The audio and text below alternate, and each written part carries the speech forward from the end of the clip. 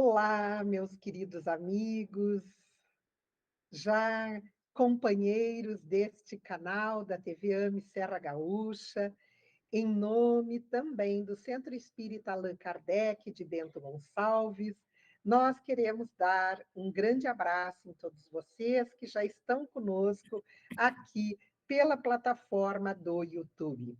Já temos conosco a Gláucia, o Luciano, a Ercília, o Fábio, a Tatiana, a Lídia, Eli, querida amiga, que ontem estivemos almoçando com ela e seu esposo, Geraldo, que eles estão aqui também no litoral, a Eliane, a Vânia, sejam todos muito, muito bem-vindos, querido.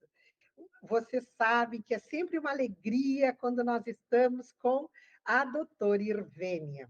E hoje ela nos dará essa grande alegria de falar sobre esse tema que vocês já recebendo o convite já sabem, o cérebro como veículo da mente. Vamos dar as boas-vindas à doutora Irvênia, ao Vitório, ao Fábio, a todos vocês. Boa noite, doutora Irvênia. Boa noite, Samira, Vitório, todo o pessoal que está aí atrás das câmeras, que estão em bastidores. Um grande abraço para vocês, demonstrando a minha alegria, a minha satisfação em voltar, estar junto com vocês e trabalhando um pouco esse tema do cérebro como veículo da mente, viu? Fico muito feliz com a oportunidade. É sempre bom estar com a doutora Irvênia. Estávamos conversando antes da alegria de podermos sempre aprofundar os estudos, manter esse trabalho doutrinário das lives com que ela faz com tanto bom gosto para todas as AMEs. Também dizemos boas-vindas ao José Roberto, à Lúcia, a Maria Zélia, a Marlene, são pessoas tão queridas que convivem conosco todas as segundas-feiras. Vamos chamar, então, o Vitório para fazer a prece inicial e depois passarmos a palavra à doutora Irvê. Inicialmente, meu boa noite a todos. Como vocês veem, a gente está sempre alegre ao fazer essas lives, mas hoje em especial, por estar com nossa queridíssima amiga, em todos os sentidos, essa irmã que Deus nos propicia de nós convivermos, embora agora há um tempo que a gente não se encontra pessoalmente, né, Irvene? É verdade. Então, dizer, é uma alegria, meu coração transborda de alegria quando tu estás conosco. Tu sabes disso, tu és um exemplo para nós de dedicação em todos os sentidos, profissionalmente, como amiga querida que tu és. Obrigada, Então, obrigada. É de coração, tu sabes muito bem disso, de alma a alma, né? Então, nós vamos com esse sentimento de alegria, com certeza teremos uma noite mais bastante elucidativa, que vai nos trazer os conhecimentos da Irvênia, as reflexões profundas que ela sempre nos propicia. Então, com esse sentimento, eu convido a todos agora que mentalizemos Jesus, nosso mestre, modelo e guia, que a partir desse momento, também envolvendo a nossa amada e querida amiga Irvênia, possamos todos, entrelaçados por esse sentimento de harmonia, de paz, de esperança que necessitamos, Senhor, nesse momento de transição planetária, para que através dessa doutrina do Cristo, a doutrina espírita, e os ensinamentos que ela nos traz, através do seu tripé da ciência, da filosofia e da religião, que são os ensinos, os teus ensinos, Mestre Jesus, possamos reforçar em nós a vontade de continuar a aprender, para que possamos, Senhor, nos transformar naquele homem novo que todos almejamos. Que tua paz possa envolver todos os recantos planetários, dando alento aos necessitados e fortaleza àqueles que necessitam vencer seus obstáculos, suas dores e seus sofrimentos. Com esse sentimento te agradecemos e te rogamos. Sê conosco, Senhor, hoje, amanhã e sempre. Que assim seja. Que assim seja. Então, vamos apresentar a nossa querida doutora Irvênia para alguém que, e muito improvavelmente, não a conheça ainda. Ela que é palestrante espírita, de família espírita, ela que é autora de diversos livros, mas principalmente A Alma dos Animais, O Cérebro Triuno, ela que é uma trabalhadora incansável da divulgação da doutrina, também professora da pós-graduação em Espiritualidade e Saúde, que é uma parceria da AME Serra Gaúcha com a Universidade de Caxias do Sul. E por falar nessa pós, nós queremos convidar a todos que possam participar dessa pós. Ela terá início no final deste mês de abril. As inscrições encontram-se abertas. É uma pós que tem a duração de 2 anos, tem certificado da universidade e do MEC. E os encontros são sempre virtuais. A própria universidade dentro do seu lar, e tem essa periodicidade de apenas um encontro no mês. É um final de semana por mês durante 2 anos. Então, aqueles que quiserem participar, pode se inscrever através do site da Universidade de Caxias do Sul ou entrar em contato conosco. E a doutora Irvênia, junto com outros grandes nomes, também é professora dessa pós. Querida, o microfone da AME Serra Gaúcha é seu e nós queremos lhe ouvir falando sobre o cérebro como veículo da mente. Muito obrigada, Samira, muito obrigada, Vitório, o pessoal todo. Eu agradeço muito a oportunidade, né? Eu sempre digo que a alegria é desdobrada, uma pela tarefa, né? Eu sou muito motivada a estudar as tarefas que eu tenho que desempenhar junto à divulgação da doutrina. E, por outro lado, o encontro e reencontro dos amigos, né? Que é uma coisa que fortalece muito o nosso coração, como o Vitório mesmo reforçou. Então, essa amizade que permeia todo o pessoal das AMES, todo o pessoal que nos assiste, que convive com a gente, reforça a nossa estrutura emocional de cada um de nós e de todos nós, né? Então, eu sou muito grata pela oportunidade. Então, vamos lá. O cérebro como veículo da mente. Que tema bonito, não é? Então, eu vou lá nesse livro do Dr. Hernani Guimarães Andrade.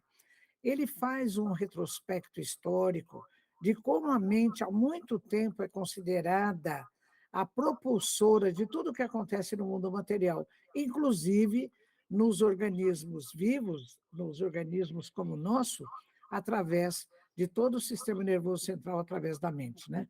E ele fala principalmente naquele tempo lá da Salpêtrière, em Paris, dos primeiros psiquiatras, do efeito placebo e do efeito nocebo, mostrando como a mente interfere no corpo físico, não é?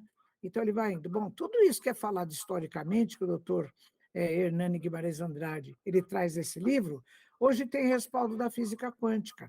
Aliás, há muito tempo, desde que eu, que estou na faixa dos 80 anos, fiz o ginásio, o professor lá de ciências naturais já mostrava que quando você pega limalhas de ferro e espalha sobre uma superfície, ela se distribui aleatoriamente, não é?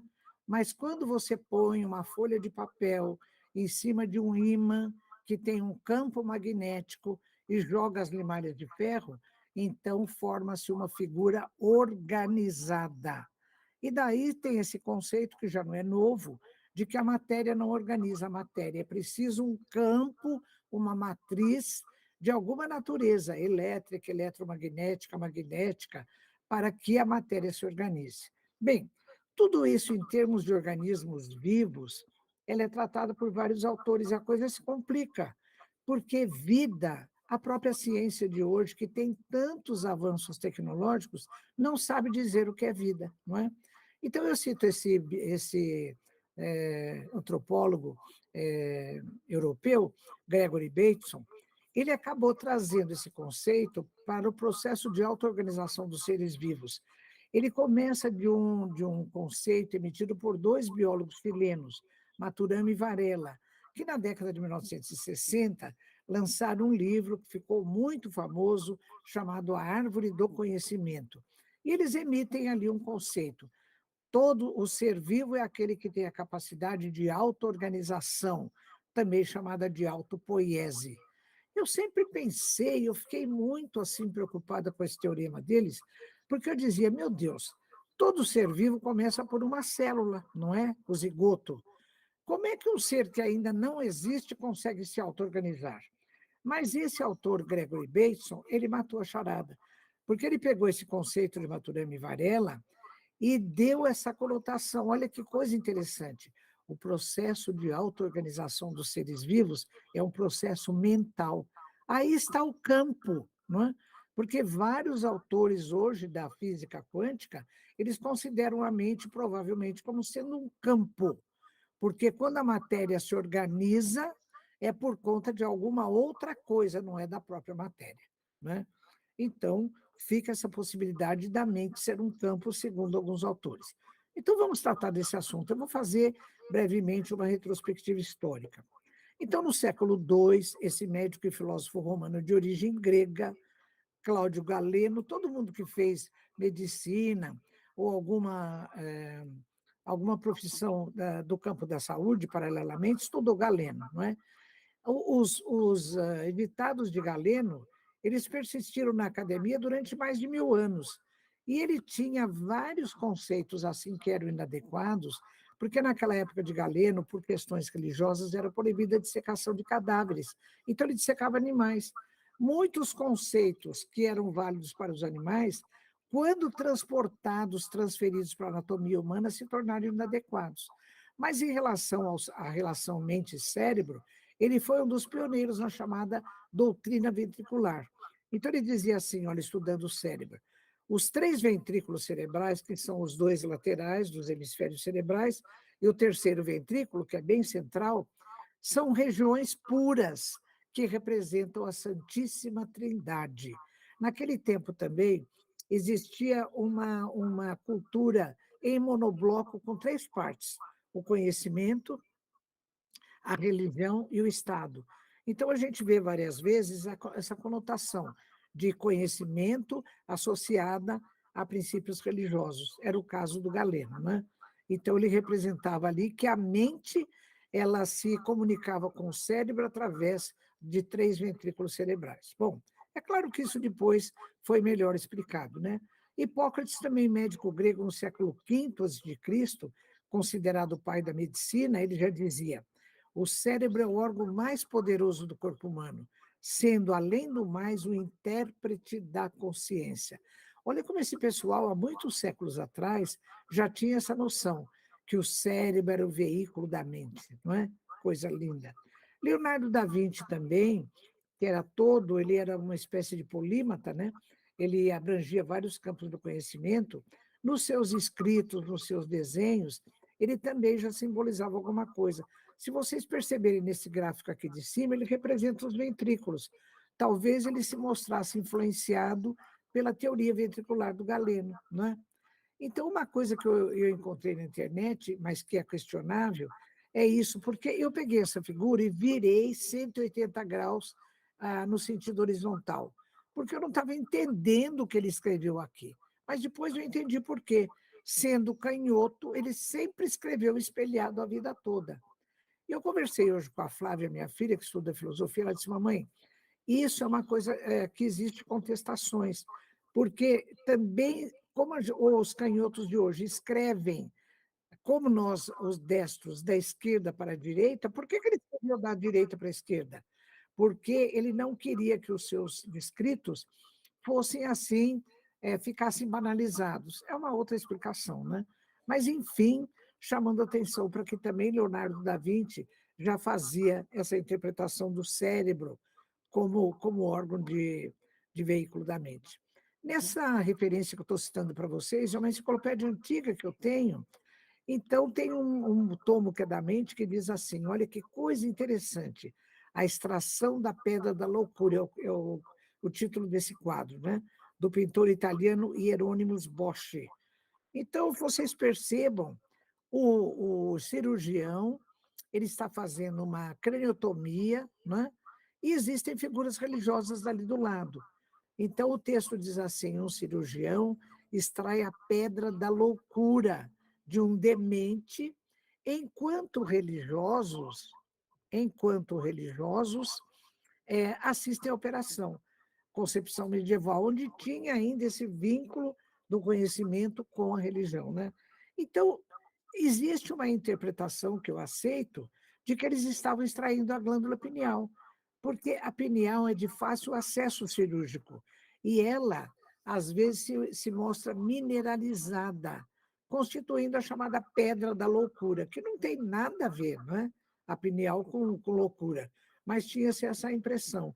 Então, a pineal, depois André Luiz confirma, Descartes confirma, nós vamos ver como a pineal tem sim a ver com uma das estruturas que serve no cérebro como veículo da mente, né? Bom, no final do século XIX, aparece, final do século XVIII, entrando pelo século XIX, aparece esse médico austríaco, Franz Joseph Gall.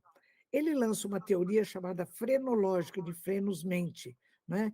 Criada em 1796.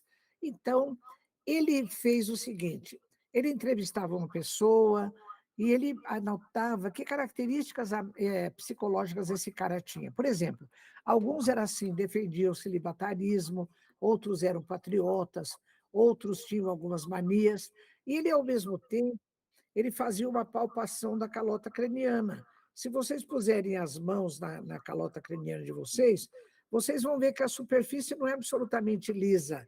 Ela tem, assim, uns calombinhos, umas saliências, que em anatomia são chamadas de bossas, né? Então, se a pessoa tinha uma saliência num determinado local e era patriota, muito patriota, então ele punha aquela região ali como sendo do patriotismo. E ele fez uma superdivisão da região do crânio, que é a parte óssea da cabeça, simulando que também o cérebro teria essas regiões, né? Então, tinha região de amor ao vinho, de celibatarismo, de região motora, e assim por diante. É claro que foi um exagero, não é?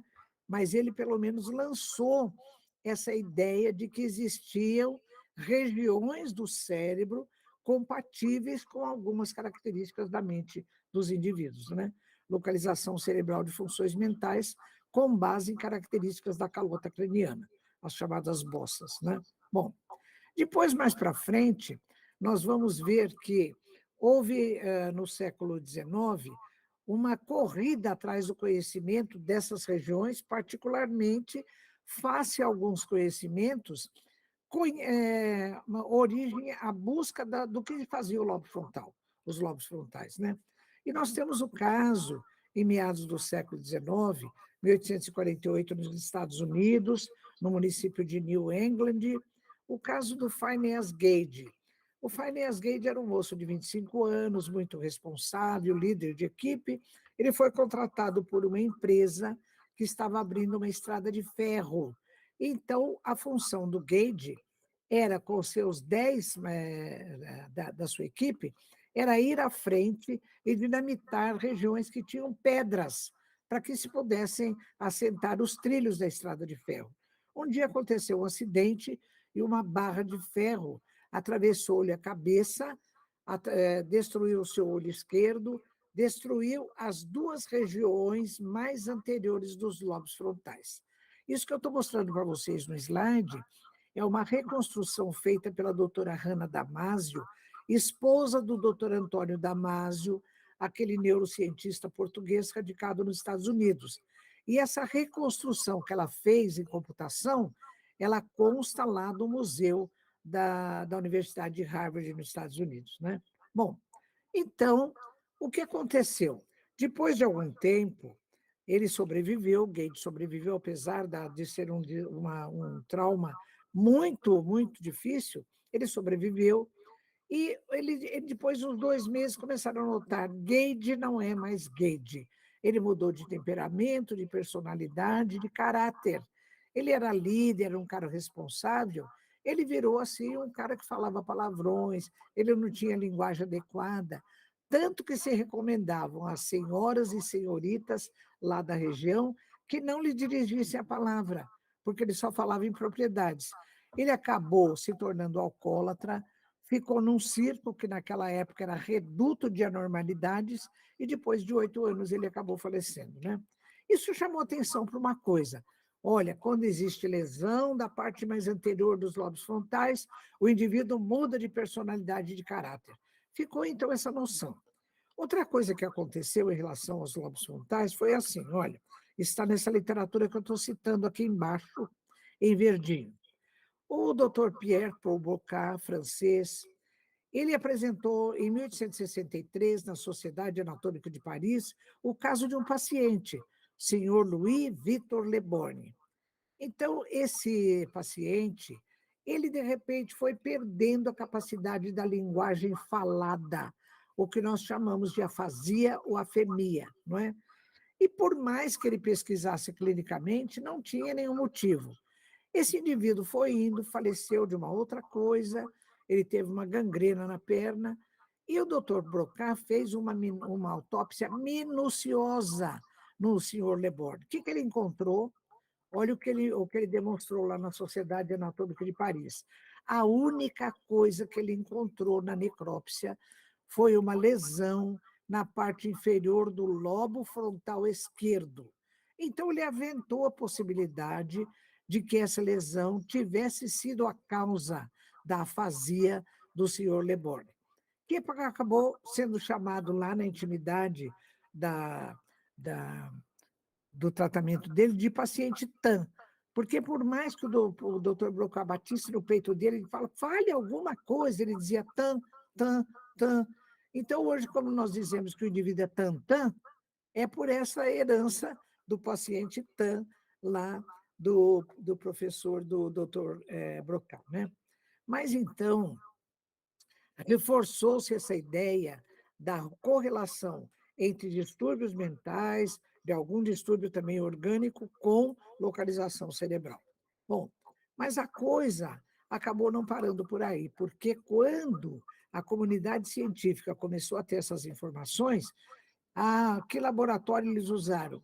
A dissecção em animais, né? Naquele tempo não tinha anestesia, que era aplicada em animais, sei se posso imaginar o que os animais sofreram, né?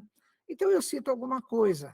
Por exemplo, esses 2 pesquisadores alemães, Fritz Hitzig, em 1870, eles fizeram várias experiências em cães, submetendo-os à estimulação do crânio, à estimulação mecânica, elétrica e assim por diante.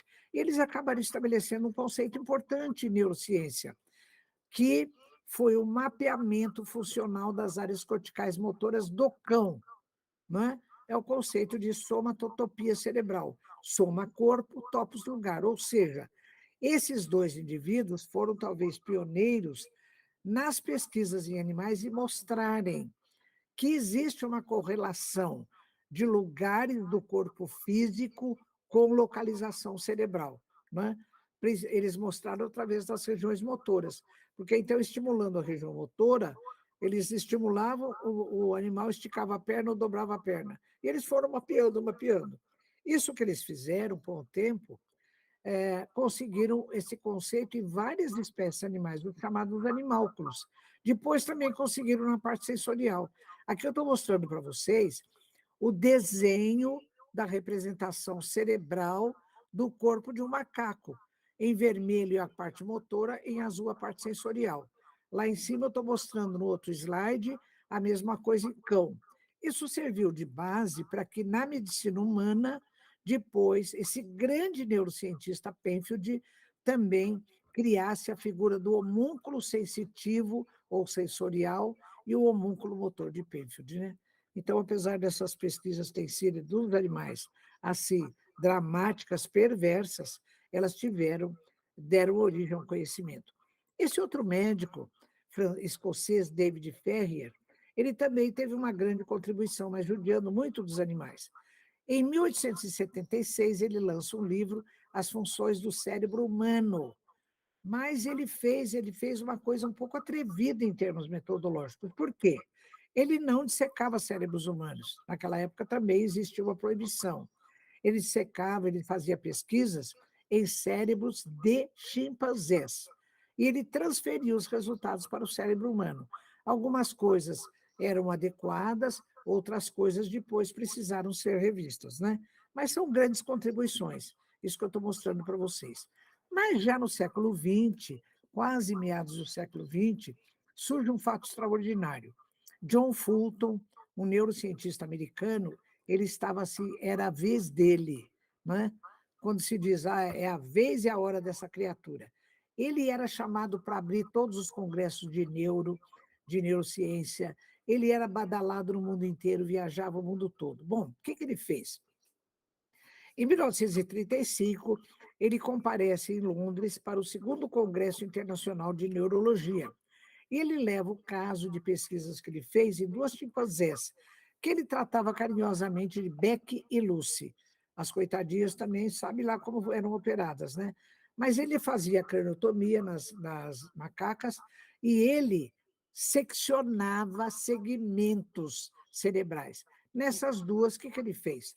Ele seccionou segmentos aqui da porção mais anterior dos lobos frontais. Um caso parecido com o Phineas Gage, né? Então, ele mostrou que essas duas macacas, elas entraram em tamponamento psíquico. Elas não tinham nem tristeza, nem alegria, elas ficavam quietas lá no canto delas. Bom, nesse congresso estava presente essa criatura. Português, ele era neuroclínico, Egas Muniz.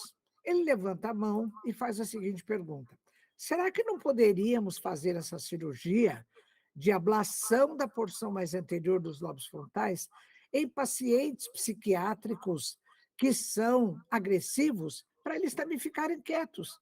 Olha, diz que foi assim um tumulto no anfiteatro todo. Como fazer isso em cérebros humanos? Não é? Porque o pessoal, nossa... Agora, a gente fazendo, eu puxando a sardinha aqui para o meu lado, né, porque eu sou veterinário e defendo os animais, nas coitadas das chimpanzés podia. Agora, tentar isso como recurso terapêutico nos seres humanos, não. Mas ele foi tão atrevido, o Egas Muniz, o que ele fez? Em 1935, esse congresso. No ano seguinte, ele se associou com um neurocirurgião, Almeida Lima, e eles fizeram pela primeira vez, em 1936, uma neuropsicocirurgia, fazendo ablação da porção mais anterior dos lobos frontais em um paciente psiquiátrico. É a chamada lobotomia. Depois também houve uma outra variação dessa cirurgia, que era a leucotomia. Em vez de tirar fora, eles cortavam as fibras, ou seja, a parte branca, daí leuco, né, que representava os caminhos do lobo frontal. Então, essa cirurgia, ela foi largamente usada em ambientes psiquiátricos, primeiro nos Estados Unidos, depois veio para o Brasil, em vários países, durante 20 anos, até 1956, quando a parte ética ficou sendo contestada e também a indústria farmacêutica conseguiu produzir drogas que faziam esse mesmo efeito, né? De dar uma tamponada no psiquismo dos doentes, como se fosse feita uma lobotomia, né? Ele recebeu, aliás, uma homenagem filatélica alguns anos depois, e foi até prêmio Nobel, né, de medicina por essa cirurgia que ele inventou. Bom, eu fiz uma retrospectiva histórica para a gente chegar agora no contexto da doutrina espírita. Vamos, André Luiz e Emmanuel, o que eles falam da mente? Mecanismos da Mediunidade, capítulo 11, livro de André Luiz. Segundo me consta, a primeira edição desse livro é de 1959. O que diz André Luiz sobre a mente? Mente é a estação receptora e emissora de ondas mentoeletromagnéticas que mantém interligados todos aqueles, sejam encarnados ou desencarnados, que pensam e sentem no mesmo padrão vibratório. Olha, duas informações pioneiras nesse mecanismo da mediunidade. Primeira, a mente é uma estação, ao mesmo tempo que recebe e que transmite essas ondas mento-eletromagnéticas. Ora, sendo ondas, onda é uma forma de energia que, de repente, vira matéria, a matéria vira energia. Então, ele já está sinalizando que essa coisa que transmite pensamentos e sentimentos, ela vem para o lado da matéria. Vamos ver se é verdade. E olha a segunda informação que é contida nesse enunciado. Pensamento e sentimento são parceiros nessa transmissão e recepção da mente e funcionam como instrumentos através da mente, através do cérebro, do conteúdo da mente. Então, são duas informações importantes. Vamos a Emmanuel. No livro Pensamento e Vida, esse grande livro, esse grande pequeno livro, que é de 1958, capítulo 1. Mente é o espelho da vida em toda parte. Campo de nossa consciência desperta na faixa evolutiva em que o conhecimento adquirido nos permite operar. Os seres primitivos aparecem sob a ganga ou canga, né, do instinto. Nas almas humanas surgem entre as ilusões que salteiam a inteligência e revela-se nos espíritos aperfeiçoados por brilhante e precioso a retratar a glória divina. Então, a mente é um espelho, a qualidade desse espelho depende do nível evolutivo de cada um, não é? Então, outra informação importante. Bom, vamos lá.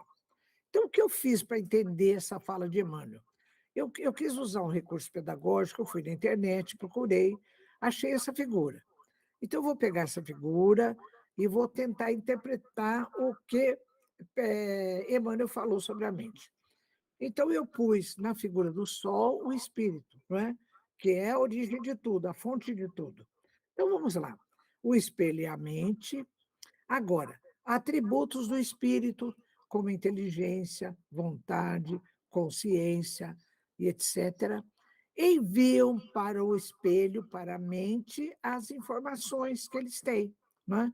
A vontade, a inteligência, então manda lá uma série de informações. Bate no espelho, sai um raio só. Esse raio representa o quê? O pensamento. Olha que coisa interessante que Emmanuel disse, né? E André Luiz também, o pensamento. Aí eu fiz essa pergunta para André Luiz. Ah, o pensamento, por que o pensamento? Então, vamos outra vez em Mecanismos da Mediunidade, de André Luiz, capítulo 4, que se chama Pensamento das Criaturas. E, segundo me consta, a primeira edição desse livro, 1959. Eu estou citando as datas para nós conferirmos o pioneirismo da doutrina espírita, porque depois a academia vai confirmar isso décadas depois. Então, André Luiz, por que o pensamento? Então, vamos lá. Ele diz assim, o pensamento ainda é matéria, a matéria mental, instrumento sutil da vontade. Ah, bem que eu desconfiava, quando lá atrás André Luiz disse que a mente é a estação, ao mesmo tempo, receptora e transmissora, vocês se lembram? De ondas mento-eletromagnéticas. Eu já sabia que essa coisa de ondas, né? Então, o nosso amigo físico lá explicou, onda às vezes vira matéria, partícula, depois vira onda outra vez. Ele está confirmando aí. O pensamento é matéria, a matéria é mental, instrumento sutil da vontade. Então, existe uma outra informação que completa essa de André Luiz e responde a minha pergunta, por que o pensamento? Sabe onde está? Livro dos Médiuns, item 58. Lá está escrito assim, o espírito precisa da matéria para agir sobre a matéria. Mas eu fiquei até emocionada, disse, meu Deus, obrigada ao meu pai que me colocou na porta de um centro espírita para eu absorver essa doutrina que explica as coisas. Olha, pessoal, a mente é uma estação receptora e transmissora do quê? Dessas ondas mento-eletromagnéticas que são o pensamento, instrumento sutil da vontade. O pensamento é matéria, e lá no livro dos Espíritos está falando do espírito precisa da matéria para agir sobre a matéria. Se bem que eu preciso dizer para vocês que esse item 58 está falando do perispírito, mas esse conceito se estende ao pensamento, pois ele é matéria, e a mente está usando essa matéria para transmitir as informações que incidem no espelho, que é a mente, eu acho que o raciocínio se completa, não é? Então, olha que coisa bonita essa informação. Então, a gente vai construindo uma ideia, né? Vai construindo um conceito, vamos ver até onde a gente pode levar essa construção. E André Luiz, ainda nesse livro, Mecanismos da Mediunidade, ele completa a informação dizendo assim, olha, existem várias formas de transmissão do pensamento. A angelitude transmite o seu pensamento em raios ultra super curtos. Eu penso, meus amigos, que é o caso de Cipriana, aquele caso lá no Mundo Maior, né? Que é tratado por André Luiz e Calderaro, ali pelo capítulo 4 e 5. Vocês podem conferir. Eu acho que é o caso de Cipriana. A mente humana transmite o seu pensamento em ondas curtas, médias e longas, e os animais em ondas fragmentárias. Bom, continuando. Quando a gente fala pensamento, passamento, eu me lembrei dessa figura de Rodin, né? O Pensador, 1902. Olha como ele conseguiu, através da arte, expressar a força do pensamento subjugando toda a pujança dessa massa corpórea, dessa musculatura, né? Porque ele está absolutamente reflexivo, pensando, pensando. Então, de repente, assim, o pensamento, a mente, todas essas informações que vêm do espírito subjugam, né? A própria pujança do corpo físico. Que coisa bonita que é isso, né? Mas vamos, então, já que a gente falou lá em Calderaro, então Calderaro diz assim no livro No Mundo Maior, eu fiquei encantada com essa fala de Calderaro. O cérebro é o órgão sagrado de manifestação da mente em trânsito da animalidade primitiva para a espiritualidade humana. Olha, meus amigos, foi isso que eu fiz na veterinária. Quando eu vi isso na obra de André Luiz, eu disse, meu Deus, eu vou estudar o cérebro dos animais e o cérebro humano para ver se isso é verdade. Eu fui à faculdade de medicina, pedi um estágio, fiz um estágio de 3 meses, estudei o cérebro humano do ponto de vista macro e mesoscópico. Depois fui na veterinária e estudei o cérebro dos animais. Então, sabe o que eu descobri? E outros autores também já tinham feito isso? As diferenças em todas as espécies que têm cérebro, inclusive o ser humano, as diferenças são de natureza quantitativa e não qualitativa. Por quê? O modelo arquitetônico do cérebro de todas as espécies que têm cérebro é o mesmo. O que varia é a quantidade de neurônios. Então, quem tem mais neurônio faz uma casa grande, quem tem menos faz uma casinha menor, mas o modelo de construção é exatamente o mesmo, né? À custa disso, estudando Calderaro, estudando na academia o cérebro dos animais, o cérebro humano, eu consegui na veterinária escrever esse livro de recurso pedagógico para os alunos, Neuroanatomia Funcional em Medicina Veterinária com Correlações Clínicas, né? E depois ainda escrevi, no capítulo 14 desse livro, eu escrevi um capítulo com o título, olha, Bases Neuroanatômicas da Interação Mente-Cérebro nos Animais, porque o modelo arquitetônico é o mesmo. E Calderaro tem razão, hoje eu posso dizer, o cérebro é o órgão sagrado de manifestação da mente em trânsito da animalidade primitiva para a espiritualidade humana. Que coisa bonita, né? E depois ainda tive a oportunidade de, juntamente com esses queridos amigos, Dr. Décio Iandoli Júnior, Dr. Sérgio Lopes, escrever esse livro, O Cérebro Triuno, associando as informações que temos na área acadêmica com as informações que Calderaro traz nesse livro No Mundo Maior, né? Então, estamos nós aqui na minha casa, na última reunião que nós fizemos para fechar o livro. E o Décio ainda vem com uma, olha, ele disse assim, meu Deus, nós escrevemos um livro de quase 600 páginas, só em cima de 2 capítulos do livro No Mundo Maior, 3 e 4. E nós vamos fechar o livro, mas ainda não demos conta de uma informação, que é a seguinte, Calderaro diz assim, existem neurônios que captam as impressões exteriores, e também existem neurônios que captam as impressões da consciência, e nós não sabemos quais são esses neurônios. A ciência não sabe, nem se estão no córtex cerebral, no tálamo ou no córtex enotálamo. Aí o Décio falou, como é que nós vamos fechar o livro? Eu falei, Décio, vamos fechar o livro hoje, porque nós não vamos dar conta disso, meu bem. Essa informação de Calderaro, ou nós vamos resolver numa próxima encarnação, ou então os jovens que fiquem com ela e depois vão resolver daqui décadas, né? Então, apesar disso, fechamos o livro, devendo ainda uma das informações para Calderaro, né? E vocês sabem que, passados uns tempos, eu recebi do Roberto Lúcio uma comunicação da doutora Marlene, parabenizando a gente por ter feito o livro, por ter terminado. Ela disse assim, Irvênia, eu estive na sua casa na última reunião do livro e ainda dei alguns palpites. Olha que delícia, né? Receber uma mensagem assim da doutora Marlene. Então, foi assim, a edificação desse livro, ela foi, além da tarefa realizada, foi assim, uma vivência fraterna entre nós três, né? Que reforçou a nossa amizade, que já tínhamos, né? Mas isso é muito bonito, a gente gosta. Bom, então eu quero mostrar para vocês alguns desdobramentos do que nós fizemos com base no livro de André Luiz, em que Calderaro, em 1947, diz assim, olha, a casa mental tem 3 andares.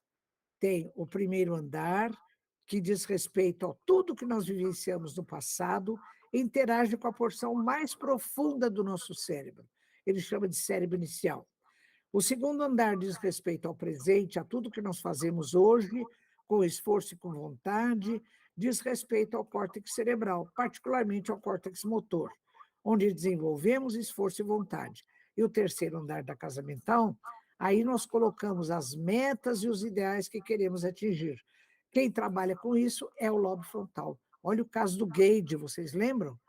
Que alterar dessa região lesada, ele mudou de personalidade. Não que mudou de personalidade, a expressão do conteúdo mental dele é que foi diferente, né? Bom, então eu vou mostrar para vocês uns poucos desdobramentos disso tudo, né? Então vamos lá. Alguns desdobramentos em destaque. Então, vocês se lembram lá no começo, quando André Luiz fala que pensamento e sentimento são parceiros, que não existe expressão do pensamento sem sentimento? Então, vamos a isso outra vez. Em Evolução em Dois Mundos, cuja primeira edição é de 1958, capítulo 13, ele diz assim, bem assim literalmente, a partícula de pensamento, olha o pensamento como matéria, a partícula de pensamento é passiva perante o sentimento que lhe dá forma e natureza para o bem e para o mal. Então, meus amigos, olha, essa fala de André Luiz é de 1958. Muito tempo depois é que a ciência acadêmica vem confirmar isso. Eu vou mostrar para vocês. Então, vamos lá. Então, eu peguei uma literatura, eu tenho esse livro, eu trouxe da Inglaterra, Mapping the Mind, da doutora Rita Carter, no capítulo 4, a edição é do ano 2000. Olha, de 1958 para o ano 2000. Olha o que a academia fala. Ela fala que existe uma conversa neuroquímica entre o sistema límbico, que é esse aqui, olha, o sistema límbico, que é o conjunto de estruturas que trabalham com a manifestação de comportamentos acompanhados de emoções. Existe uma conversa dessa região com a área pré-frontal, que trabalha com o cognitivo, com a razão, não é? Então, ela conta o histórico de um paciente do Dr. Antônio Damasio, aquele médico português que reside nos Estados Unidos, o senhor Eliot. O Eliot, ele teve um tumor nesta região, cadê minha seta aqui? Nesta região, e quando o neurocirurgião fez a extinção do tumor, ele rompeu essas ligações, rompeu as ligações. O Eliot, ele perdeu a capacidade de transmitir, ele não sentia mais o que ele sentia, e se sentia, não conseguia dizer o que era. Porque o doutor Damasio mostrava para ele cenas assim, de acidentes, cenas dramáticas, e ele ficava lá impassível, né? Como aquelas macacas daquele neurocientista, do John Long. Então, ele falava, não, eu sei que isso é um horror, mas eu não sinto esse horror. Também ele perdeu a capacidade de escolher, ele ficava sempre indeciso com tudo. Então, a doutora Rita Carter, comentando esse caso, ela diz assim, por que ele ficou com essas características? Porque lhe faltava o feeling, aquela coisa, assim, aquele sexto sentido, aquela sensibilidade que é dada pelo emocional. Então, ela conclui: todas as deliberações cognitivas que se fazem através dos lobos frontais, ela tem a iniciativa, ela tem a motivação do sistema límbico, ela tem a motivação da, do componente afetivo, né? Bom, a doutora Rita Carter disse isso, né? Então, a doutora Candice Pert, que é também uma neurocientista americana, em 2 livros que eu tenho dela, Moléculas da Emoção e Conexão Mente, Corpo e Espírito, ela fala a mesma coisa. Ela fala que, e tanto que ela chama tudo que acontece conosco a partir das chamadas moléculas da emoção, porque ela fala que todo o estímulo que vem de fora, ou dos pensamentos, no nosso cérebro formam moléculas que têm essa informação emocional, e elas é que vão dirigir, inclusive, os nossos comportamentos, né? E também, olha o que eu encontrei. Esse indivíduo aqui, Herbert Spencer, né, final do século XIX, começo do século XX, polímata, ele dominava vários campos do conhecimento, era chamado mesmo de Aristóteles moderno. Ele diz num dos textos dele: a opinião é formada, em última análise, pelos sentimentos e não pelo intelecto. Ou seja, aquilo que André Luiz disse em 1958, Evolução em Dois Mundos, que a partícula de pensamento é passiva perante o sentimento, que lhe dá forma e natureza para o bem e para o mal, depois houve confirmação, através da doutora Rita Carter e outros pesquisadores, do que também o Herbert Spencer já falava, né? Que a opinião é determinada diretamente pelos sentimentos e não pelo intelecto. Então, é um conceito que hoje a gente pode aceitar como sendo verdadeiro, né? Poxa, em vez de ir para frente, eu fui para trás, mas vamos para frente. Bom, então, quando a gente fala nisso, os 3 andares da casa mental, né? O porão da nossa individualidade, o segundo e o terceiro, em que nível do cérebro, das 3 regiões, essa mente vai ter uma ligação maior? Será que é nos lobos frontais, na região intermédia ou no cérebro inicial? Ah, onde é? No cérebro inicial. E só podia ser, porque aqueles animais de estrutura menos complexa, que ainda não têm um córtex bem desenvolvido, que ainda não têm a região talâmica também bem estruturada, o que eles têm? Eles têm o cérebro inicial. A mentezinha deles vai se ligar aí. E depois, à medida que a coisa vai aumentando, existem conexões do cérebro inicial com as outras regiões, não é? Então, a mente se liga primeiro com estruturas do cérebro inicial. Esse é o desdobramento, né? Qual a leitura que eu fiz do que Calderaro considera como cérebro inicial no livro No Mundo Maior? Eu considero que é o conjunto das estruturas neurais subneocorticais, ou seja, abaixo do neocórtex. O que é o neocórtex? É esse córtex, que é uma fina camada de substância cinzenta que reveste externamente os 2 hemisférios cerebrais. Mas por que é chamado de neocórtex? Ah, porque tem outros tipos de córtex, eu vou mostrar para vocês. Mas antes, vamos ver outras estruturas. Então, olha, a glândula pineal faz parte do cérebro inicial, a região talâmica, o tronco encefálico sobremontado pelo cerebelo, aquele sistema límbico que tem uma conversa neuroquímica com o lobo frontal, e também algumas massas de substância cinzenta que existem na profundidade dos hemisférios cerebrais, chamados núcleos da base, né? E também outros tipos de córtex que não o neocórtex. Mas existe outro tipo de córtex? Ah, existe. Do ponto de vista filogenético, existem 3 etapas de evolução do córtex cerebral, que vem toda a série da animalidade anterior até a fase humana. O primeiro deles, o mais antigo, ele está no hipocampo, que é essa estrutura aqui, e num outro relevo que é chamado de giro parahipocampal. Esse córtex foi o primeiro que apareceu. É chamado arquicórtex ou arquipálio, porque a palavra córtex do latim corresponde à palavra palio com i do grego. E quer dizer o quê? As 2 palavras. Lâmina, manto. Tanto que, aí no Rio Grande do Sul, Samir e Vitório, uma vez eu estive em Bagé e houve uma grande passeata de cavaleiros montando seus cavalos, que eles iam para um evento que eu não me lembro exatamente qual era. Estava garoando, chovendo, aquela chuvinha miudinha, todos desfilaram com uma capa muito grande que cobria todo o corpo do cavaleiro e também uma parte do corpo do cavalo. Às vezes, nos cavaleiros medievais, essa capa era chamada de palio, porque é uma lâmina, é uma capa que cobre alguma coisa.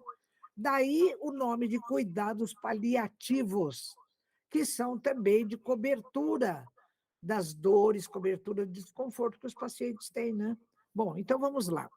A palavra arque do latim, arque significa a fonte, a primeira coisa.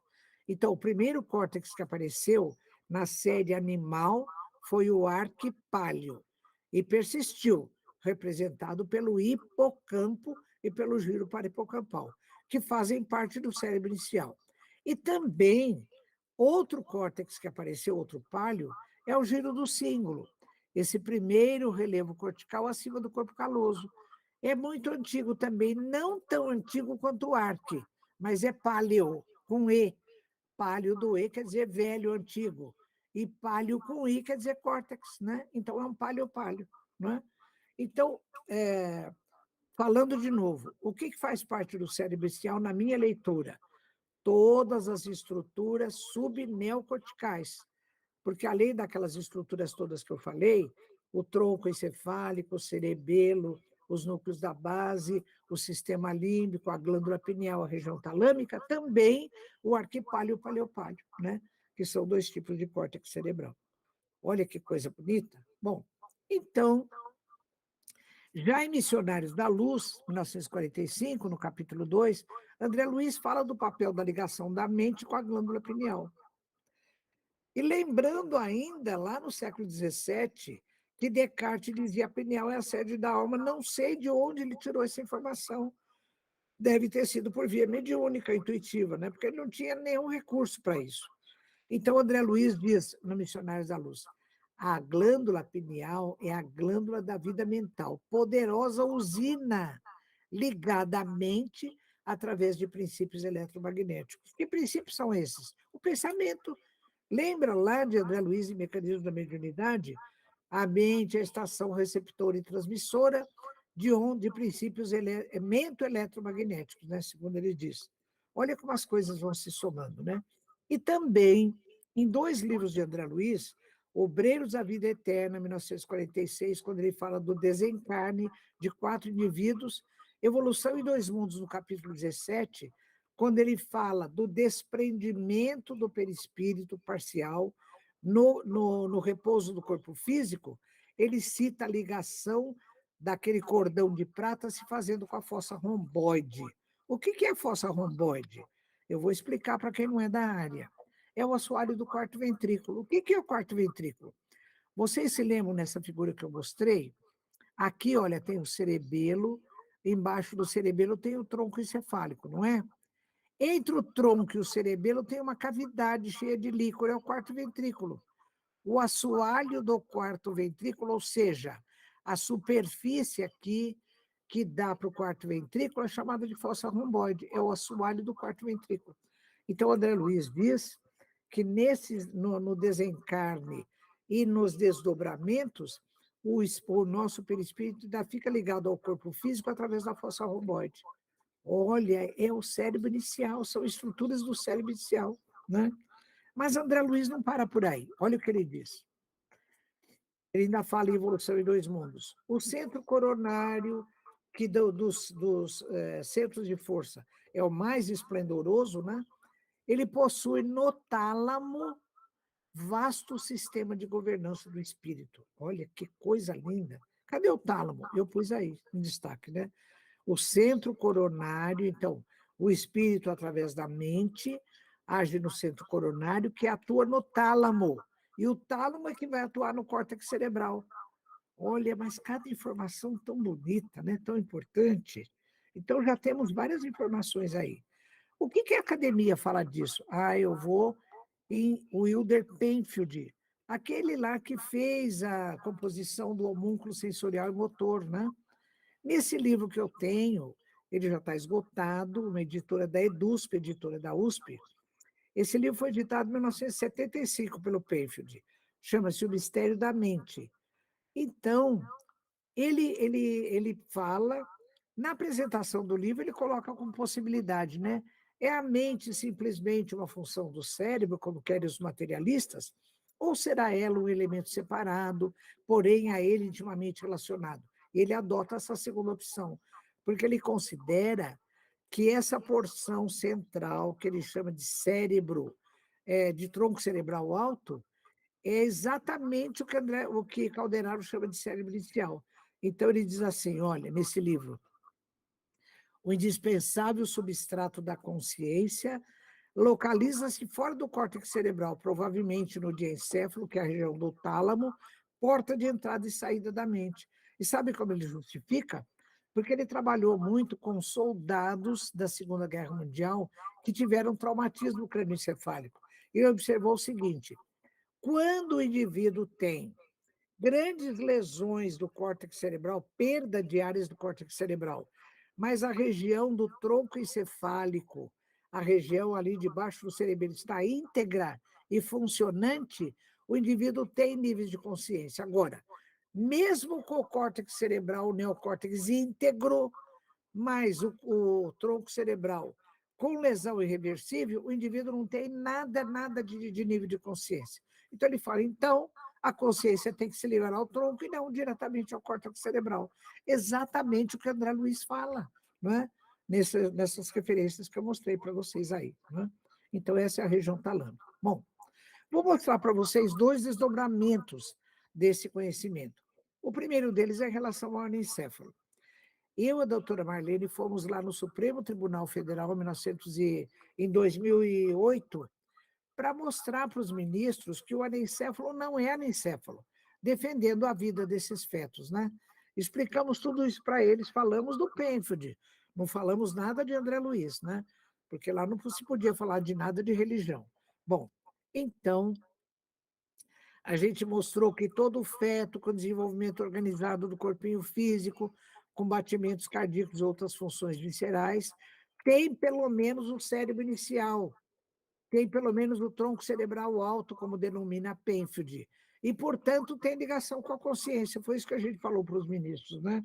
Então, o anencéfalo, o feto anencéfalo, ele é um espírito reencarnante que está ali, né? Então, ele não vai falar, ele não vai enxergar e outras coisas, porque ele não tem as ligações do cérebro inicial com áreas do córtex que estão faltando, mas o cérebro inicial ele tem, né? Então, é um espírito reencarnante, com certeza, né? Outro desdobramento é em relação ao conceito de morte encefálica. A doutora Márcia, lá da AME do Distrito Federal, numa live que nós fizemos lá, o Sérgio, eu e o Décio, ela mostrou que ela é responsável por fazer esses testes. Então, ela falou que ela se surpreende quando ela faz os testes a nível cortical e dá negativo. Faz a nível talâmico e dá negativo. Quando ela faz testes no tronco, responde. Então, ela falou, meu Deus, o espírito está ali, esse indivíduo está ligado no espírito, né? O espírito está ligado ao corpo físico. Então, ela não determina o conceito de morte encefálica. Então, é outro desdobramento muito importante, né? Então, a gente está percebendo que desses conhecimentos iniciais, existem desdobramentos que vão se acentuando, né? Eu estou já na fase final, pessoal, estou vendo aqui que o relógio está correndo, mas vamos lá. Então, quando a gente pergunta, mas tudo bem, é lá no cérebro inicial, mas em termos microscópicos, em que estrutura do cérebro que a mente se liga, né? Desse cérebro inicial? Já na literatura dos anos 1980, a gente tem informações que são sugestivas de. Esse indivíduo, por exemplo, o Magenot, ele diz, a mente poderia ser vista como um campo. Lembra lá das limalhas de ferro? Como um campo não material, cuja analogia mais próxima, talvez, seja de um campo de probabilidades da mecânica quântica, que não transporta nem energia nem matéria. Transporta o quê, então? Informação, podendo provocar ação efetiva em microsítios de operação. Ah, microsítios de operação, onde é que estão? Ah, vamos lá. André Luiz, Evolução em Dois Mundos, 1958, ele já dá uma dica.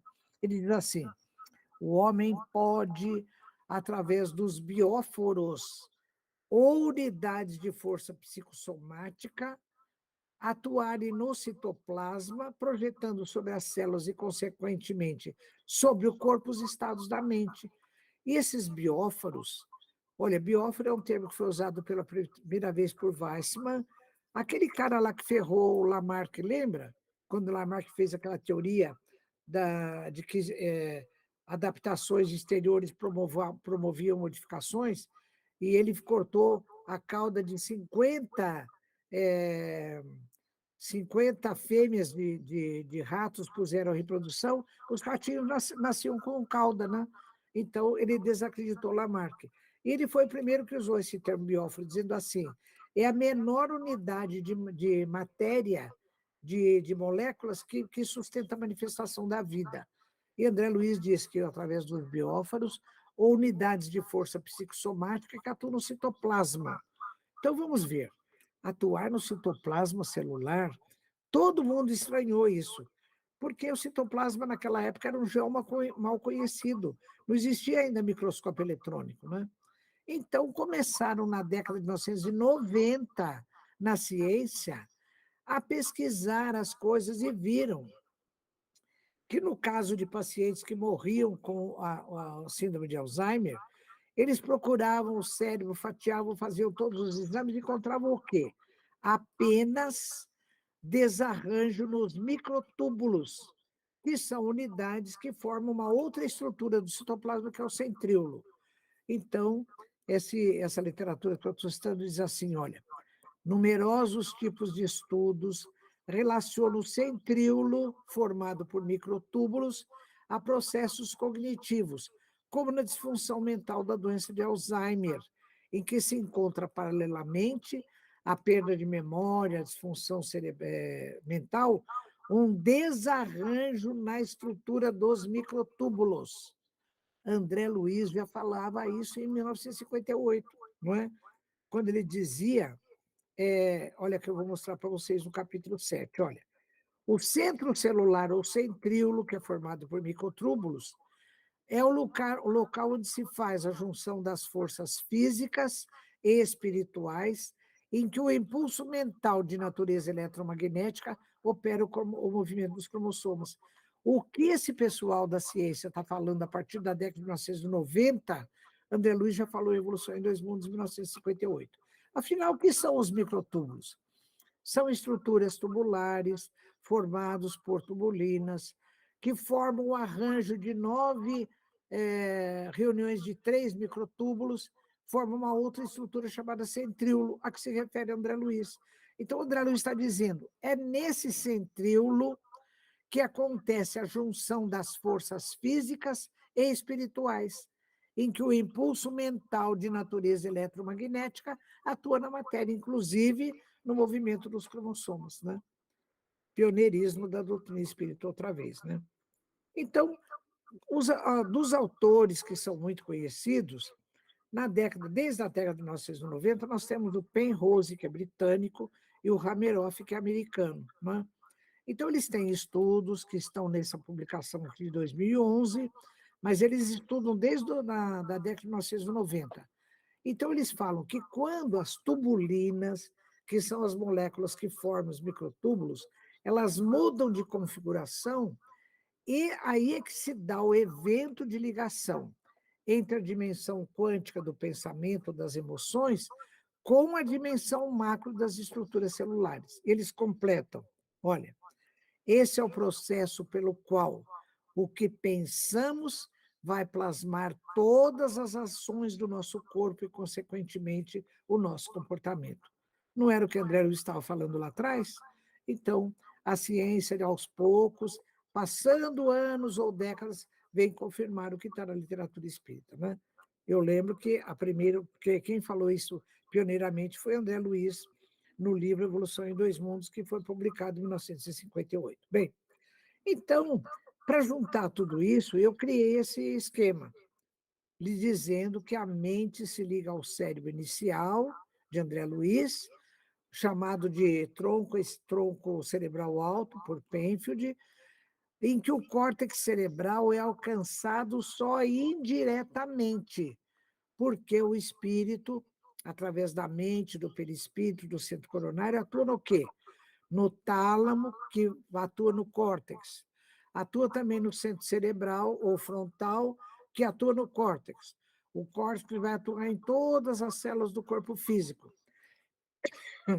que manda um feedback para o tálamo, que volta tudo para o espírito tomar conhecimento. Atua também na glândula pineal, que, aliás, tem 2 fluxos. Tem um fluxo orgânico, pelos neuropeptídeos e pela melatonina, que atua nas células do corpo físico, e também tem um fluxo energético. Lembra que a André Luiz falou que ela é poderosa usina, que ela, através desses influxos mentopsíquicos, né, atua em todas as células do corpo físico? Então, o esquema geral é mais ou menos esse, segundo uma leitura que eu fiz, né? Fica a critério de vocês analisarem esse aspecto. Então, um outro desdobramento para encerrar minha fala aqui, pessoal, desse conhecimento que André Luiz nos trouxe através de Calderaro, né? Então, existe uma narrativa de Calderaro a respeito do processo obsessivo de Pedro e Camilo. Segundo vocês lembram, Pedro assassinou Camilo, Camilo quer se vingar de Pedro, Pedro entra num processo de culpa e de remorso, e os dois ficam num processo obsessivo, um obsediando o outro, isso já dura 20 anos. Então, Calderaro e André Luiz, eles chamam a ajuda de Cipriana. Lembra que ela já deve vibrar em ondas muito curtas, né? Então, Calderaro valoriza o esforço pessoal de cada um para conseguir a sua autoiluminação, para poder ajudar o outro, que é o caso de Cipriana, né? Então, esse processo de iluminação anterior é o que Emmanuel chama de autoiluminação. Vamos ver? Então, ele diz assim, Caminho, Verdade e Vida, capítulo 76.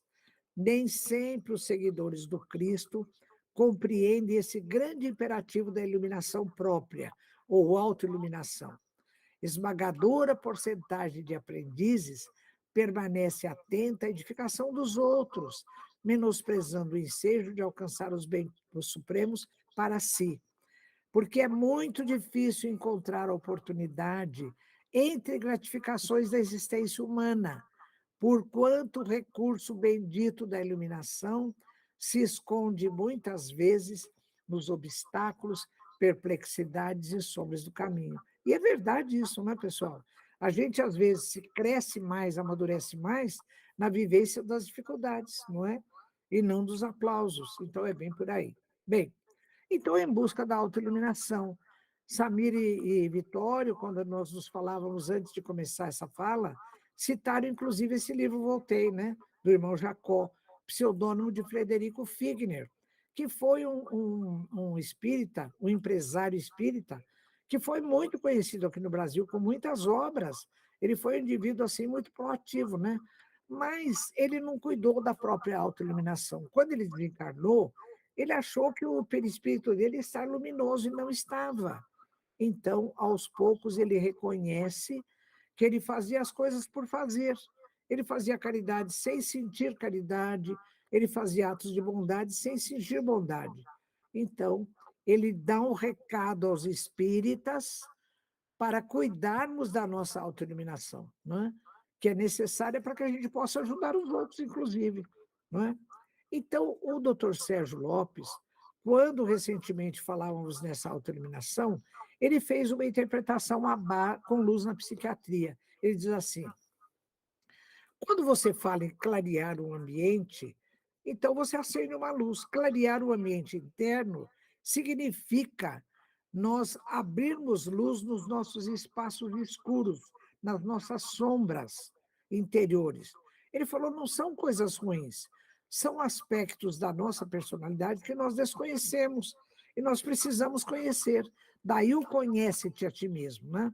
Então ele fala, quando a gente faz isso, a gente não está sendo candidato a anjo, mas a ser humano se autoconhecer, para que se possa resolver as nossas dificuldades. São as nossas sombras, os nossos espaços escuros, né? A gente se reconhece e a gente se autorrealiza. iluminando os nossos espaços escuros, né? Porque quanto mais luz nós tivermos, mais força nós temos para ajudar. E na caridade, que é o propósito da doutrina espírita, porque fora da caridade não há salvação, a minha irmã, Regina, que é espírita, presidente do Centro Espírita, quando eu comentava com ela a respeito disso, ela disse assim: Irvênia, você prestou atenção que naquele conceito de caridade que tem no Livro dos Espíritos, existe a palavra benevolência e não beneficência? Eu fiquei surpreso disso, mas tem diferença de conceito entre benevolência e beneficência? Ela falou: tem, vai procurar o que você acha. Eu fui procurar. Então, eu fui lá primeiro no conceito de caridade, né? Livro dos Espíritos, questão 886. Kardec pergunta: qual o verdadeiro sentido da palavra caridade, como a entende Jesus? E a minha irmã estava certa. A primeira palavra, benevolência para com todos, indulgência para com as imperfeições alheias, perdão das ofensas. Eu fui no dicionário. Benevolência é uma palavra formada por duas. Bene, do latim, que é bem, fazer o bem, mais volere, que é querer. A benevolência, ela significa fazer o bem, querendo fazer o bem. Fazer o bem, querendo fazer o bem. Então, o bem e o bom têm que estar associados, necessariamente, na benevolência. E a beneficência? Beneficência é fazer o bem, não necessariamente associado ao bom, porque eles podem estar dissociados. Quer ver? Eu pensei assim: meu Deus, como é que eu vou fazer o bem sem ser bom?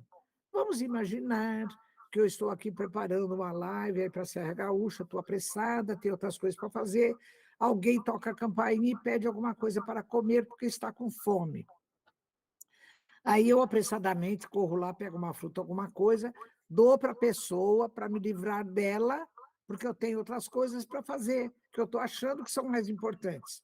Eu fiz o bem, fiz, porque a pessoa estava com fome, eu lhe dei alguma coisa de comer. Mas eu exerci bondade, eu exerci caridade, não. Então, eu exerci beneficência e não benevolência. Olha que coisa extraordinária! Que coisa extraordinária! No conceito de caridade, constar a palavra benevolência, que é fazer o bem, querendo fazer o bem, querendo ser bom, não é? Como a doutrina espírita tem coisas magníficas para nos ensinar, né? Então, vamos tentar a benevolência, que é requisito especial para a nossa autoiluminação, né? Então, para exemplificar isso, e é o fim da minha palestra, eu vou comentar para vocês esse capítulo 24 do livro Os Mensageiros de André Luiz. Então, estão lá no momento de oração, no posto de socorro. Ismália, já um espírito desencarnado, luminoso, é convidada a orar. Ela começa a orar e André Luiz relata o que está acontecendo. Ele diz: grande quantidade de flocos esbranquiçados caíam do alto sobre nós que orávamos.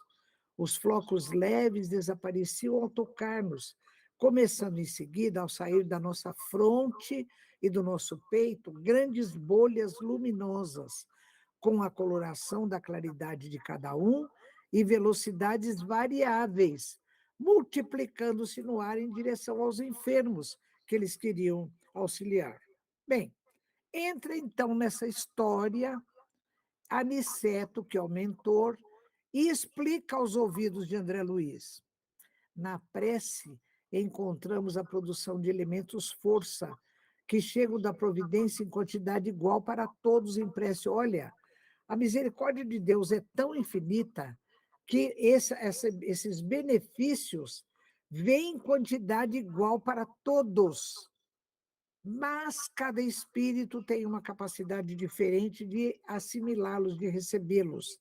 E como Deus socorre o homem pelo homem e atende a alma pela alma, cada um de nós somente poderá auxiliar os semelhantes e colaborar com o Senhor com as qualidades de elevação já conquistadas. Olha a autoiluminação. Meu Deus, que coisa, que recado, que ensinamento, não é? Então, pessoal, de tudo isso que eu estou mostrando para vocês, eu quero dizer que esse livro que nós escrevemos, né? E essa composição gráfica é do Edgar, o nosso amigo aí de Poá, né? Ele sempre manda essas coisas assim. Foi um momento muito feliz mesmo que nós vivemos. E nós fizemos todo esse trabalho em homenagem a essa criatura fantástica, a nossa eterna líder, a nossa querida amiga, doutora Marlene Nobre, né? Então, a gente fala para ela, doutora Marlene, muito obrigada por tudo que a senhora nos ajudou, por tudo que a senhora nos orientou, mas olha, continua aí nos ajudando, viu? Nos intuindo, nos dando uma força, porque nós precisamos ainda muito da senhora, não é? Precisamos muito aí da sua orientação. Pessoal, então eu termino aqui a minha exposição e fico aí disponível para a gente poder conversar a respeito de tudo que foi tratado, viu? Mas agradeço novamente a oportunidade. Muito obrigada a todos. Obrigada, doutora Irvênia. Fazemos das suas palavras essa homenagem para a doutora Marlene, porque realmente nós precisamos de muita inspiração e precisamos que ela nos oriente, continue nos Liderando, né? ensinando esse caminho através da sua liderança eterna. Nossa, Maravilhoso. Que bom lhe ouvir, que bom rever esses conceitos entre as emoções, os pensamentos. Que maravilha nós podermos conectar, né, esse cérebro como veículo da mente, a mente derramando sobre as células todo o seu conteúdo. Eu gosto muito dos bióforos, nós estudamos isso muito na epigenética, e que nos faz justamente essa conexão, né, daqueles nossos sentimentos mais íntimos, que se transformam em pensamentos e que, antes de serem exteriorizados na forma de ondas, eles nos encharcam na fórmula de partículas. Então, eu sempre digo, antes de pensar mal, pense bem, que automaticamente tu estás sendo envolvido nessa química, nessa neuroquímica do bem. Que maravilha, doutora Irvênia. Muito obrigada, Samira.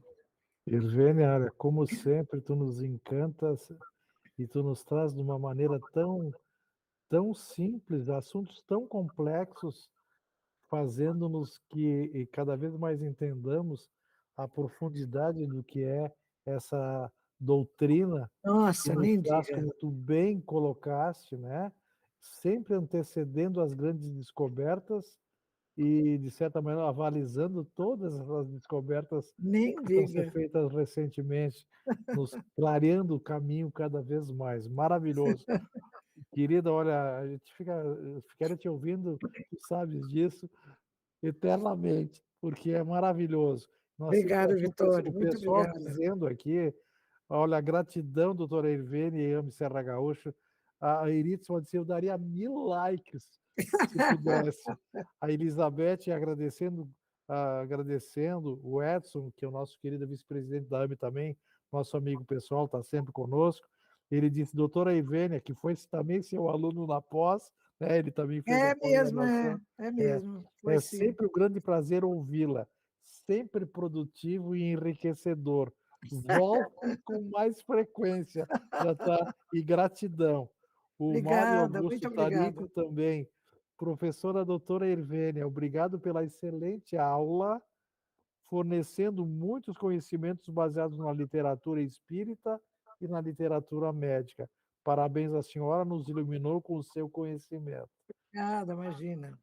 E a Elisete Ordovás... Os conhecimentos são de André Luiz e do pessoal todo aí. Não, mas o conhecimento que tu tem de neuroanatomia e essa funcionalidade, essa integração, tu traz uma maneira didática tão boa que, meu Deus do céu, é maravilhoso te ouvir. Por isso que eu disse, a compreensão fica muito maior.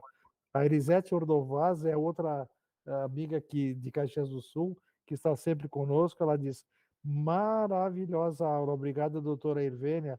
Sua sabedoria nos encanta. Eu não sou só eu que falo, viu? Todo mundo sabe disso, né? Obrigada, pessoal.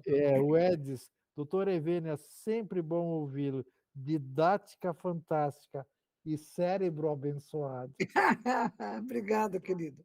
José Roberto, foi Vicky, espetacular. Que coisa. também tem a Gláucia de Portugal e o Luciano dos Estados Unidos lhe parabenizando. Obrigada, Samira. Muito obrigada para eles. Muito obrigada, É, Glaucio e o, Jo- Luciano. o José Roberto também, Jesus lhe abençoe sempre. O Luciano, sistema muito lógico e racional em sintonia com o codificador, exemplificando e expondo pela razão. O Fábio, doutora Ivene, obrigado pela palestra esclarecedora.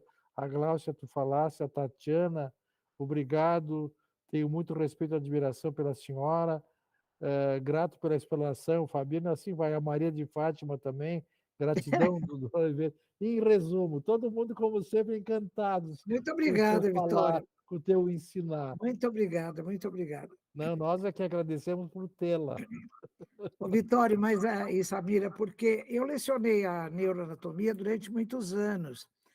E eu falava sempre para os alunos que é como aprender uma língua nova, porque todo o sistema nervoso ele tem centenas de termos novos, não é? Você viu aí o arquipálio, paleopálio, neopálio, até os alunos brincavam comigo. Ele falava, professora, vamos pular a corda, neopálio, paleopálio, né? Fica essa coisa assim. Então, eu sempre fiz um esforço muito grande para fazer as coisas muito bem explicadinhas. Porque no sistema nervoso não adianta você saber tudo de tálamo e saber nada do córtex cerebral. Você tem que saber tudo, porque tudo é integrado, né? Então, se você não associar uma coisa com a outra com a outra, ninguém vai entender nada. Então, eu sempre tive esse cuidado de explicar tudo muito bem explicadinho. Maravilha. E é uma necessidade didática, pedagógica, né? E outra coisa fantástica, tu ilustrasse de Bagé, sabe como é que é o traje? Aquele é o pala, chama-se pala. É o pala Pala. gaúcho, aquela capa que Mas então, vem Vitória, de esse palha, nome vem de pala gaúcho, palio, vem de vem de palio. palha, é Palio pala, com I, a é pala vem de pala. palio, E aí continua na zona da campanha. é, Eu me lembro quando eu fiz a minha faculdade em Rio Grande, é. quando eu lá cheguei, existia uma confecção, e eu comprei um pala, que era maravilhoso, de lã, meu Deus, O palio, o é, palio, é né? maravilhoso. Então, é muito interessante isso, porque os cavaleiros medievais, eles usavam essa capa com o nome de palio,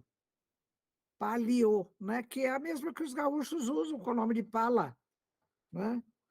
Mas é muito interessante o conceito, né? De que palio ou córtex é lâmina, é manto, é uma capinha fina que se estende, né? Por isso que forma aqueles relevos, porque para caber dentro da caixa craniana, porque se você esticar tudo isso, forma um tapete, né?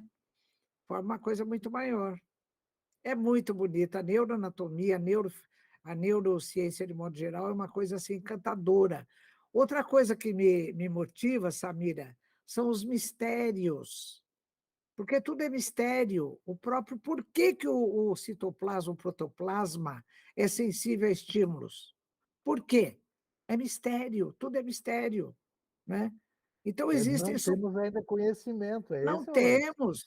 Então, tudo é assim, são suposições. Vocês viram que eu falei várias vezes, a minha leitura sobre isso é assim? Porque é uma leitura, é uma possibilidade, mas eu não estou dizendo que é a verdade universal, não é? Porque são mistérios, a gente aí não tem acesso a tantas coisas, não é? Mas É que o tema é muito bonito.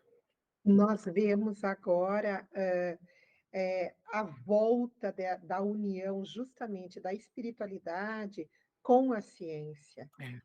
E a doutrina faz isso extremamente bem. Então, nós temos os ensinamentos de Allan Kardec, de André Luiz, de Emmanuel, e vamos, então, buscando nos estudiosos da ciência acadêmica atual e vamos fazendo o link. Eu também É verdade. adoro isso. Adoro Então, esse. Samira, quando a gente vê, falando dos estudos do Dr. Ian Stevenson, que ele chega ao conceito de reencarnação através da ciência, E ele fala que a reencarnação, ele tem que ver a reencarnação como lei biológica. Isso está escrito no livro dele, que a reencarnação tem que ser vista como uma possibilidade, mas como uma lei biológica. Então, a própria ciência vai confirmar os conceitos doutrinários, né? A própria E ciência quando vai chegar nisso. E isso é muito importante, porque quando a senhora fala do Weissman, que interrompeu a divulgação dos trabalhos de Lamarck, É, o próprio conceito dos bióforos, hoje aplicado na epigenética, resgatam resgata os Lamarck. trabalhos de Lamarck.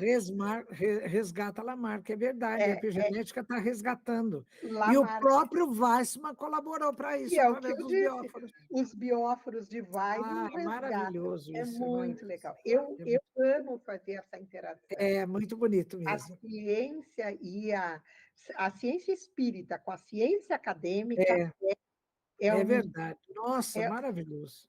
é um momento de glória quando nós É, conseguimos unir. é verdade. Nossa, é muito bonito mesmo. Que bom. Aqui também a Jussara, ela está dizendo, obrigada, doutora Irvênia, sempre aprendendo muito com as suas palavras. E o Obrigada, Tar Jussara.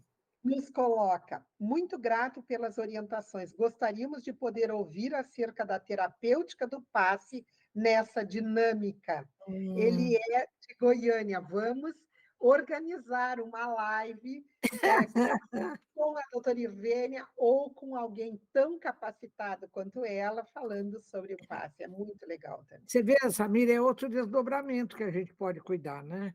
É isso Viu, aí. Vitório? Eu contei para a Samira que eu estou com essa conversa com o Décio e com o Sérgio, porque nas lives que a gente faz tem surgido desdobramentos. O que a Samira está falando da mecânica do passe, do mecanismo do passe, através desse mecanismo de interação da mente com o cérebro e transmitindo para outro indivíduo, né? O que é chamada de magnetismo curador, é outro desdobramento, Samira. Eu já vou anotar aqui na E, minha lista. e isso está Mais um motivo em para uma próxima live. Isso Olha, está muito claro no capítulo 23 do livro Mecanismos da Mediunidade, que é justamente sobre o magnetismo curador. o magnetismo curador, exato. É, Então, nossa, é maravilhoso. E fala exatamente dos campos, né? Como que a vontade de um, transmitida através do pensamento, pode elevar a vontade do outro no soerguimento da saúde. é. É Muito muito bom. bonito, né? Você veja, esse conceito de campo, né, que o próprio Emmanuel fala, o Rupert Sheldrake, aquele biólogo britânico que também trabalha nos Estados Unidos, ele deve estar na faixa dos 80 anos agora, porque ele nasceu em 1942. Ele usa o conceito dos campos morfogênicos ou morfogenéticos, né? Que Isso, bate direitinho com essa matriz eletromagnética, né? exatamente. Então, as coisas vão se somando. Eu acho que a doutrina, o ramo científico da doutrina espírita e a ciência acadêmica não são paralelas. Elas são linhas convergentes. Um dia elas vão se encontrar lá na frente, né? Maravilha. É Porque maravilha. tiveram a mesma origem, que é Deus, e É, terão ter, que caminhar é verdade. juntos, unidas, né, Nossa, no conhecimento do ser maravilhoso humano. mesmo. É É maravilhoso. muito bom. É sim. Minha querida, muito, muito obrigada por estar conosco, por abrilhantar as nossas noites de segunda, por trazer esse conhecimento, essa alegria, essa união das duas ciências, a espírita com a acadêmica, Ah, mas isso e, é bonito mesmo. e por fazer parte da, do grupo seleto de professores da pós, porque nós sabemos que os alunos saem vibrando no final desses 2 anos. Ah, E pela, estou muito e feliz. pela alegria e motivação que tu sempre traz, porque além do conhecimento, tu traz uma alegria e tu traz uma motivação a todos nós. E isso é encantador, é uma coisa tua, né? Maravilhosa, querida. Isso é Mas, excelente. Vitório, essa alegria, ela resulta da gratidão, né? Porque você viu que em um determinado momento eu falei, olha, agradeço ao meu pai ter me colocado na porta do centro espírita, meu avô que construiu o centro, para eu chegar a conhecer a doutrina e ter esses conhecimentos pioneiros que a doutrina nos traz, né? Além de toda essa parte consoladora, é uma coisa fantástica mesmo, né? A É gente, verdade. então, a gente tem que ficar assim, nessa alegria de que a gratidão nos traz, do reconhecimento da oportunidade que nós estamos tendo, né?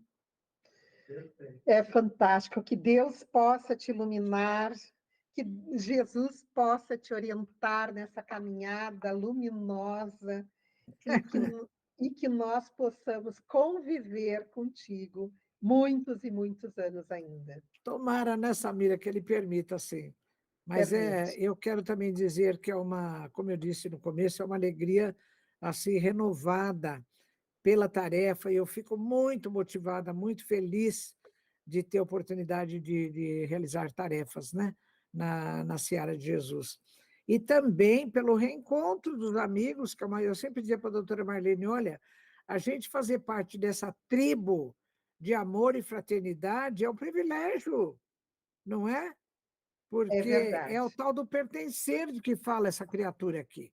Quando eu digo pertencendo ao universo, ele fala que o ser humano precisa pertencer a um contexto, onde ele sinta sintonia.